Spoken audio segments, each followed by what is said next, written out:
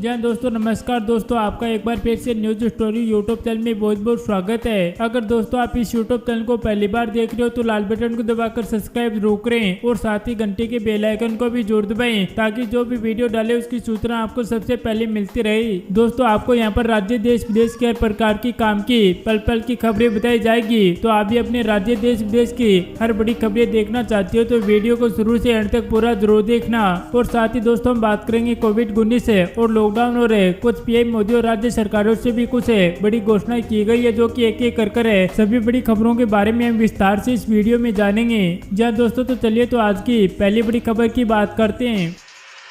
जी हाँ दोस्तों, मोदी सरकार का 2.0 का एक साल पूरा। प्रधानमंत्री नरेंद्र मोदी 10 करोड़ परिवारों के नाम लिखेंगे पत्र। बीजेपी अध्यक्ष जेपी नड्डा इस पत्रों को करेंगे जारी। मोदी सरकार के दूसरे कार्यकाल का एक साल पूरा होने के मौके पर पार्टी के अध्यक्ष जेपी नड्डा प्रधानमंत्री नरेंद्र मोदी द्वारा लिखे गए एक पत्र जारी करेंगे। इस पत्र में प्रधानमंत्री नरेंद्र मोदी कोरोना संकट काल में आत्मनिर्भर भारत और कोरोना के खिलाफ युद्ध में देश के लोगों से एकजुटता का आह्वान करेंगे। ये पत्र बीजेपी अध्यक्ष जेपी नड्डा अपने फेसबुक लाइव के जरिए जारी करेंगे। इस पत्र को देश भर के लोगों तक पहुंचाने के लिए वीडियो कॉन्फ्रेंसिंग, वर्चुअल रैली और सोशल मीडिया का सहारा लिया जाएगा। वहीं पार्टी महासचिव विभेंद्र यादव के मुताबिक पार्टी के राज्य इकाई की ओर से हर जिले में एक वर्चुअल रैली का भी आयोजन किया जाएगा जिसके जरिए पार्टी की योजना 10 करोड़ परिवारों तक सरकार की योजना और उनके लाभ को पहुँचाया जाएगा।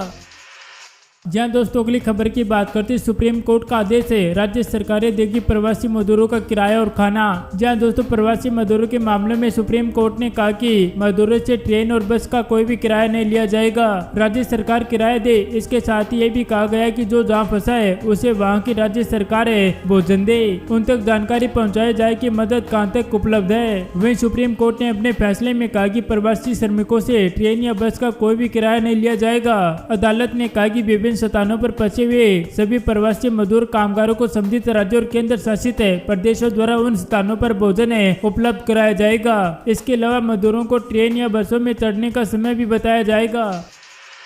जहाँ दोस्तों अगली खबर की बात करते हैं, बीजेपी प्रवक्ता डॉक्टर संबित पात्रा में नजर आए कोविड-19 के लक्षण है। जहाँ दोस्तों देश में जारी कोरोना वायरस के कहर के बीच में बीजेपी के राष्ट्रीय प्रवक्ता डॉक्टर संबित पात्रा को गुरुग्राम के मेदांता अस्पताल में भर्ती कराया गया है। रिपोर्ट के अनुसार संबित पात्रा में कोरोना के लक्षण नजर आने के बाद उन्हें अस्पताल में भर्ती कराया गया है। डॉक्टर उसके स्वास्थ्य की निगरानी कर रहे हैं। हालांकि पार्टी की ओर से अभी तक इस संबंध में औपचारिक तौर पर इस बारे में कुछ भी जानकारी नहीं दी गई है। मिली जानकारी के मुताबिक वे अस्पताल में आईसीयू 7 में भर्ती हैं, जहां उनकी हालत सामान्य बताई जा रही है। जी हाँ दोस्तों, तो अगली ताजा ब्रेकिंग न्यूज की बात करते हैं। भारत के ऑस्ट्रेलिया दौरे का ऐलान है, 11 अक्टूबर को खेला जाएगा पहला T20। तो दोस्तों आगे जानेंगे विस्तार से। जी हाँ दोस्तों, कोरोना वायरस के चलते क्रिकेट का खेल भी टप पड़ा है, लेकिन इसी बीच फैंस के लिए बहुत ही अच्छी खबर सामने आई है। ऑस्ट्रेलिया ने भारत के खिलाफ घरेलू सीरीज के लिए पूरे शेड्यूल का ऐलान कर दिया है। भारत का ऑस्ट्रेलिया दौरा अक्टूबर में शुरू होगा, जिसमें 3 मैचों की T20 सीरीज, 4 मैचों की टेस्ट सीरीज और अंत में 3 मैचों की वनडे सीरीज खेली जाएगी। T20 सीरीज का आगाज 11 अक्टूबर को होगा, वही टेस्ट सीरीज 30 दिसंबर से शुरू होगी और वनडे सीरीज का पहला मैच 12 जनवरी को खेला जाएगा। जहां दोस्तों हम आपको बता दें कि भारत ऑस्ट्रेलिया के बीच पहला T20 मैच ब्रिस्बेन में 1 अक्टूबर को खेला जाएगा। वहीं दूसरा T20 मुकाबला कैनबरा में 14 को खेला जाएगा और तीसरा T20 17 को एडिलेड में खेला जाएगा। वहीं हम आपको बता दें कि टेस्ट सीरीज का कार्यक्रम है, पहला टेस्ट ब्रिस्बेन में 3 दिसंबर को शुरू होगा, वहीं दूसरा टेस्ट एडिलेड में 11 दिसंबर को खेला जाएगा।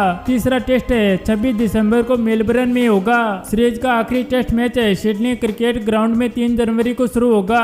वहीं वनडे सीरीज की बात करते हैं, वनडे सीरीज का पहला मैच पत्थर में 12 जनवरी से शुरू होगा, दूसरा वनडे मेलबर्न में 15 जनवरी को खेला जाएगा और तीसरा वनडे सिडनी में 17 जनवरी को होगा। जहाँ दोस्तों अगली ताजा ब्रेकिंग न्यूज की बात करते हैं, सोनिया गांधी ने कहा कि प्रवासी श्रमिकों के लिए केंद्र सरकार खोले खजाना, हर परिवार को अगले 6 महीने तक 7,500 रुपए मिले। कोरोना वायरस और लॉकडाउन के मद्देनजर केंद्र सरकार की भाजपा सरकार को घेरने के लिए कांग्रेस ने नई रणनीति के तौर पर समीप अप इंडिया पैकेज की शुरुआत की है। इस क्रम में पार्टी के अंतरिम अध्यक्ष सोनिया गांधी ने प्रवासी श्रमिकों की समस्या और उनके घर प्रवासी को लेकर मोदी सरकार पर निशाना साधा है। उन्होंने आगे कहा कि मजदूरों की मदद के लिए केंद्र सरकार अपने खजाने को खोले और हर परिवार को अगले 6 महीने तक 750 रुपए की आर्थिक राहत पहुंचाई। जहां दोस्तों कांग्रेस अध्यक्ष सोनिया गांधी ने कहा कि पिछले 2 महीनों से कोविड-19 महामारी के कारण पूरा देश गंभीर आर्थिक संकट से गुजर रहा है। आजादी के संघर्ष के बाद पहली बार ऐसा दृश्य सामने आया है जब लाखों लोगों की संख्या में मजदूर भूखे प्यासे हजारों किलोमीटर यात्रा कर रहे हैं।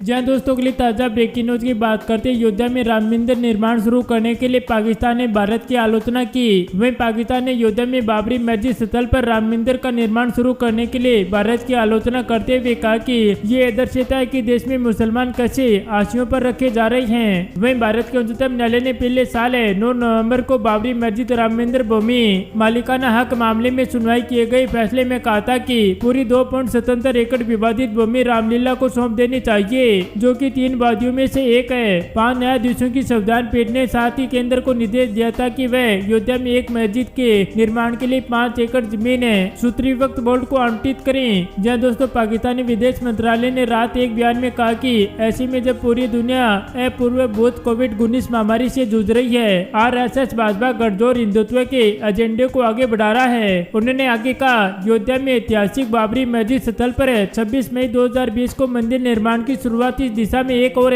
कदम है तथा पाकिस्तान की सरकार और लोग उसकी कड़ी निंदा करते हैं।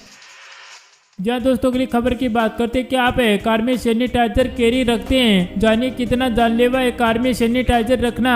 आइए तो विस्तार से खबर को जानते हैं। वहीं भारत के ज्यादातर राज्यों में लॉकडाउन को लेकर थोड़ी रियायतें दिए जाने के कारण लोग धीरे धीरे अपने घरों से बाहर निकल रहे हैं। इसके साथ ही अपनी खुद की सुरक्षा और सोशल डिस्टेंसिंग को बनाए रखने के निर्देश दिए गए हैं। इस रियायतों को दिए जाने का ये अर्थ बिल्कुल भी नहीं है कि लोग बिना मास्क या हैंड सैनिटाइजर के ही घर से बाहर निकल जाएं। आपकी सुरक्षा के लिए दोनों चीजें बेहद ही जरूरी है। तो आइए हम आपको बताते हैं कि हैंड सैनिटाइजर को कार में रखना आपके लिए कितना सुरक्षित है। जहां दोस्तों बताते हैं कि बहुत सारे लोगों का मानना है कि हैंड सैनिटाइजर का इस्तेमाल करना या इसे सुरक्षा के लिए कार में रखना एक अच्छा विकल्प है। बहुत सारे लोग कोरोना वायरस महामारी से पहले भी अपनी कार के डैशबोर्ड बोर्ड में सैनिटाइजर रखते थे। कुछ लोग तो इसे अपनी बैग में भी रखते हैं। कार में सैनिटाइजर रखने में एक रिस्क होता है क्योंकि सैनिटाइजर आसानी से आग पकड़ सकती है। एक अच्छा हैंड सैनिटाइजर शक्तिशाली रसायन और अल्कोहल की अच्छी मात्रा के साथ बनता है। हैंड सैनिटाइजर वायरस को फैलने से रोकने में असरदार तो होता है, लेकिन इसमें अल्कोहल होने से ज्वलनशील हो सकता है, वो भी जब लंबे समय तक गाड़ी गर्म रहती है।